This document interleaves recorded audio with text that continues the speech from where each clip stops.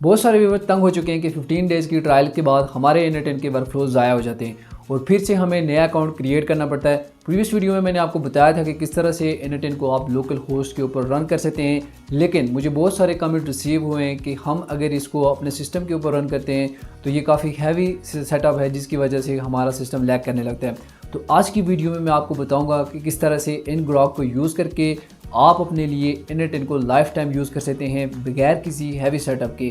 तो इस वीडियो में आपको कम्प्लीटली सेटअप बताऊंगा, तो वीडियो को एंड तक देखिएगा। ये वीडियो आपके लिए वेरिएबल होने लगी है। ओके सो आज मैं आपको बताऊंगा कि आप कैसे जो है वो N10 को लोकल होस्ट कर सकते हैं totally free using NPX and ngrok। So NPX जो है वो Node.js का टूल है जो आपको ये फैसिलिटी प्रोवाइड करता है कि आप उस पर होस्ट कर सके N10 को। और अगर इसे कंपेयर किया जाए डोकर डेस्कटॉप के तो ये मेथड काफ़ी लाइट वेट है। और अगर आप चाहते हैं कि आपकी जो कंप्यूटर रिसोर्सेज है वो कम यूज़ हो, फॉर एग्जांपल रैम और स्टोरेज हो रहा, तो ये मेथड आपके लिए बेस्ट है। तो ये मैं आपको स्टेप बाय स्टेप सारी चीज़ें समझाऊंगा, आपने वीडियो एंड तक देखनी है तो आपको समझ आ जाएगी। तो जो हमारा इसमें जो पहला स्टेप है वो है हमने Node.js डाउनलोड करना है। इसके लिए आपने इसकी वेबसाइट पे आ जाना है और यहाँ से आपने विंडोज़ इंस्टॉलर जो है वो डाउनलोड कर लेना है। ये बेसिकली इसका सेटअप है।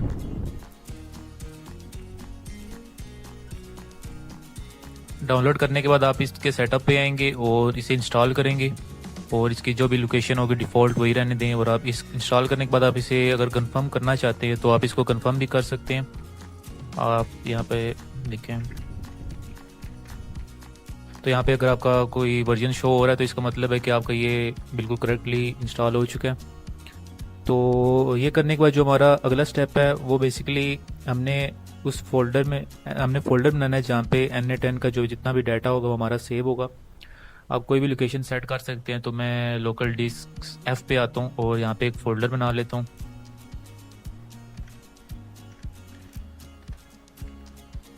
N8N का जो डाटा फोल्डर है ये हमने बनाया और इसके अंदर हम एक और फोल्डर बना लेते हैं जिसका नाम है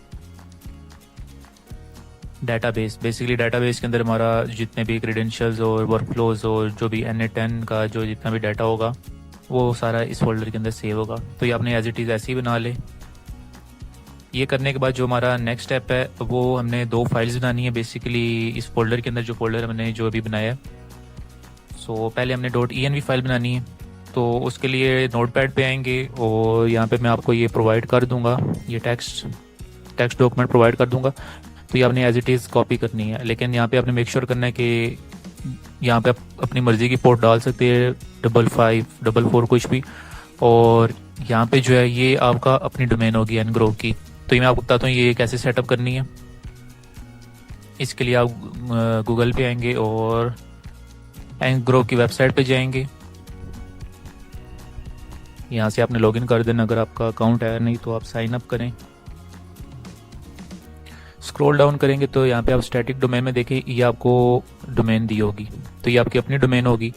तो आपकी जो भी यहाँ पे डोमेन होगी वो आपने सिंपली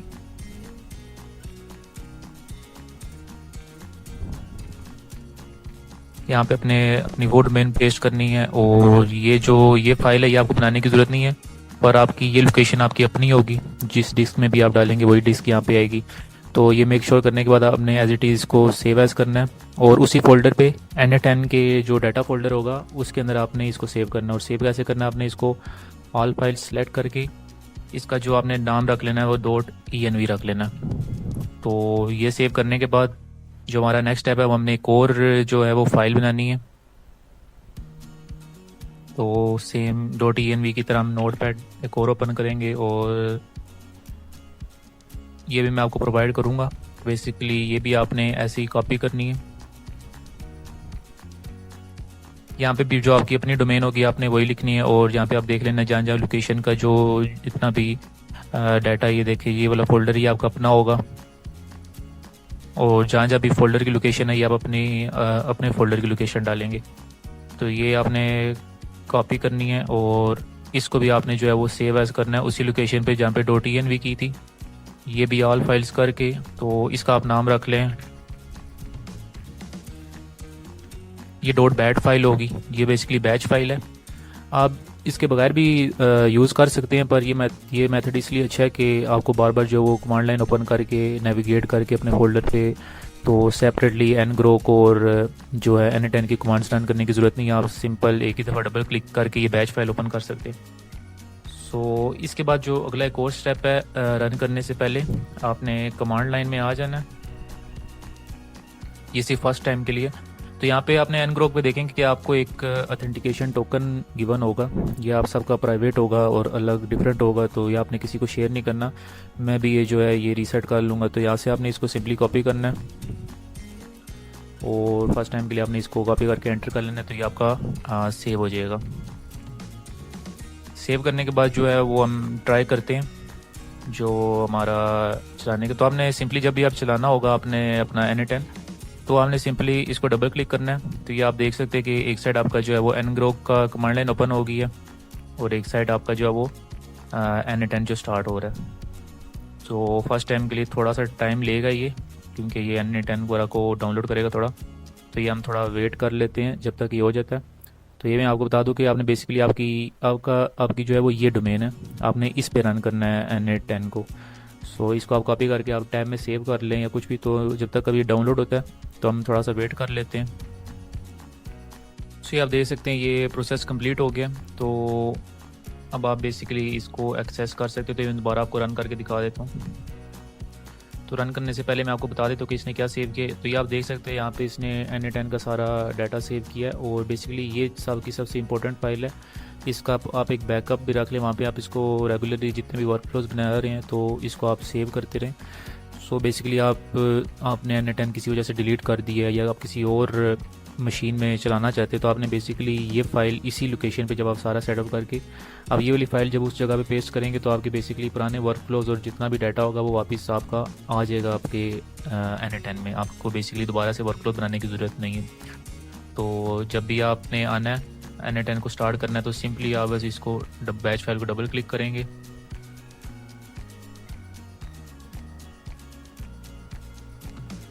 और ये आपकी बेसिकली जो है वो डोमेन है जिस पे n10 रन होगा। इसको आपने सिंपली कॉपी कर लेना है और अपने ब्राउज़र में जाके इसको, तो आप देख सकते हैं n10 जो हमारा स्टार्ट हो रहा है। स्टार्टिंग में ये आपसे साइन इन मांगेगा, तो आप कुछ भी आप अपने क्रेडेंशियल और डाल लें इसमें।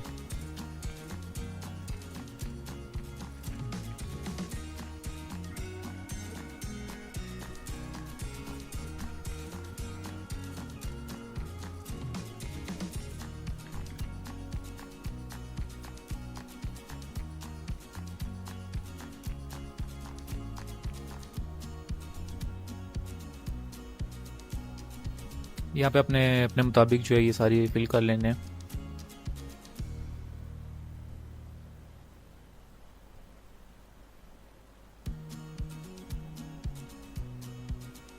और यहाँ पे आप लाइसेंस की ले लें, अभी भी ले सकते हैं, ये आपको बेसिकली ईमेल कर देंगे तो आपने पेस्ट करनी होगी और स्किप कर सकते हो, बाद में आप सेटिंग से भी इसको अवेल कर सकते हैं।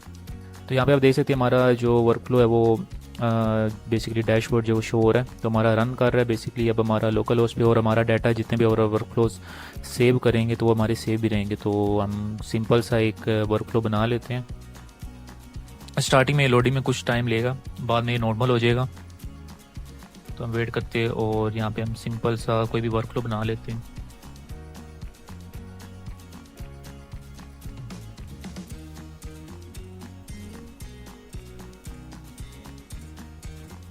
यहाँ पे मैं अपनी जो है वो API डालता हूँ, वो डाल दी है और अब हम इस वर्क फ्लो को टेस्ट करते हैं।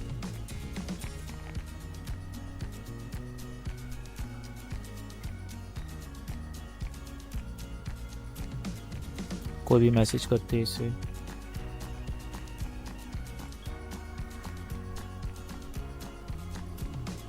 तो आप देख सकते हैं कि ये 100% रन कर रहा है। और एक और चीज़ बता दूं कि हमने इस मेथड में ngrok को इसलिए यूज़ किया ताकि जो हमारा वर्क फ्लोज हैं वो इंटरनेट पे एक्सपोज हो सके। बेसिकली अगर हम ngrok को यूज़ नहीं करेंगे तो हम लोकल होस्ट तो कर पाएंगे, लेकिन जो हम डिफरेंट वेब बुक्स को जब हम यूज़ करेंगे वर्क फ्लोज में तो अब वो हम नहीं चला सकेंगे वो वर्कफ्लोज, क्योंकि उसके लिए इंटरनेट पे एक्सपोज होना लाजमी है। तो ngrok इसलिए एसेंशियल है। इस मेथड में आप ngrok को जो है वो कंपलसरी यूज़ करें।